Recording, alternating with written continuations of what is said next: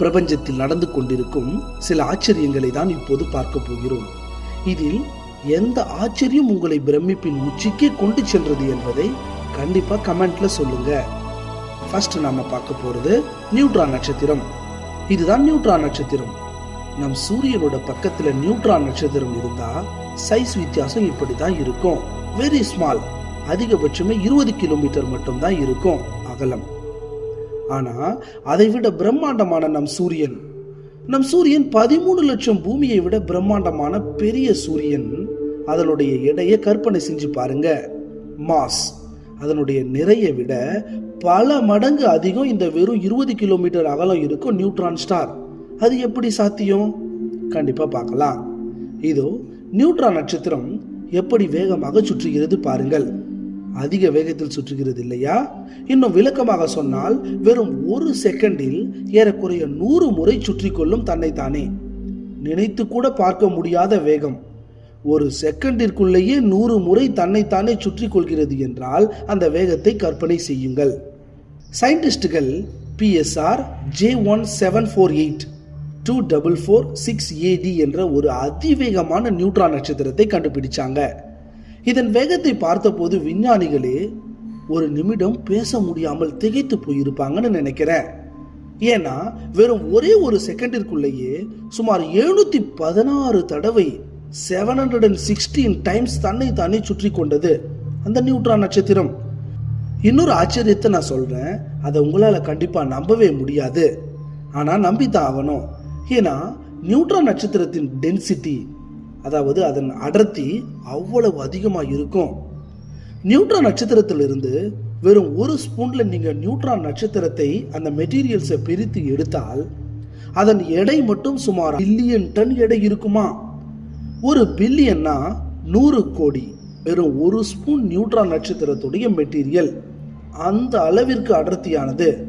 நிச்சயமா ஆச்சரியமா இருந்திருக்கும்னு நினைக்கிறேன்.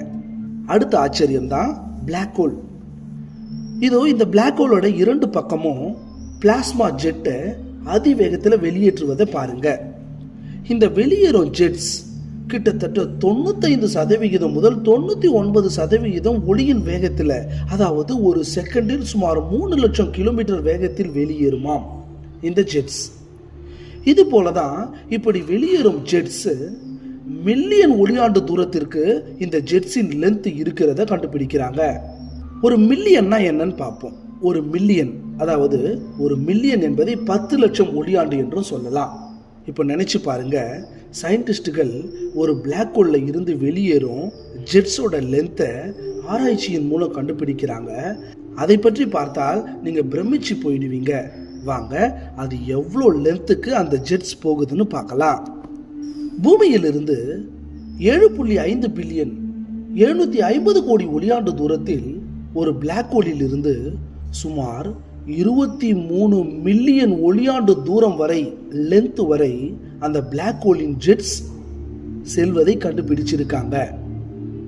செப்டம்பர் 2024 ஆண்டு இதை கண்டுபிடிச்சிருக்காங்க. நினைச்சு பாருங்க, 23 மில்லியன் ஒளியாண்டு தூரம் எவ்வளவு லென்த்தா இருக்கும்னு. அதாவது இன்னும் விளக்கமாக நாம சொல்லணும்னா 2 கோடியே 30 லட்சம் ஒளியாண்டு தூரத்திற்கு ஒரு ஒளி, அதாவது இன்னும் விளக்கமாக சொல்லணும்னா 2 கோடியே 30 லட்சம் ஒளியாண்டு தூரத்திற்கு அந்த பிளாக் ஹோலில் இருந்து வெளியேறும் பிளாஸ்மா ஜெட்ஸ் நீண்டு போயிருக்கு. ஒரு ஒளியாண்டு என்றால் நன்றாக தெரியும், 9 லட்சம் கோடி கிலோமீட்டர் தூரம்.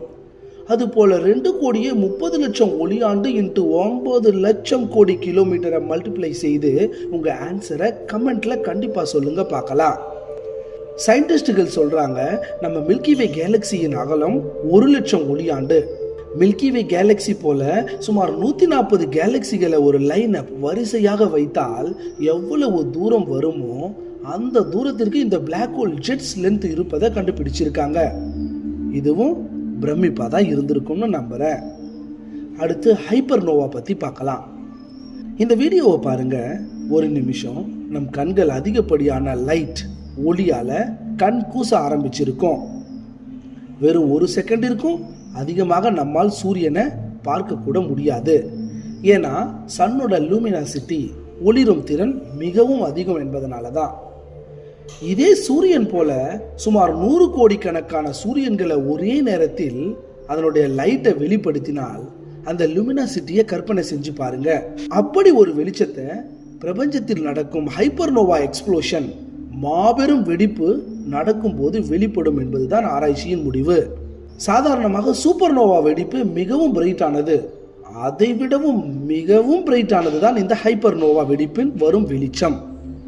ஒரு ஹைப்பர்னோவா வெடிப்பை நாம எவ்வளவு தூரத்தில் இருந்து வரை பார்க்கலாம் தெரியுமா? சூப்பர்னோவா வெடிப்பின் ஒளியை சுமார் 10,000 ஒளியாண்டு தூரத்தில் நடந்தாலும் கூட நாம இங்கிருந்தே அதை பார்க்க முடியும், அதாவது பூமியில் இருந்து.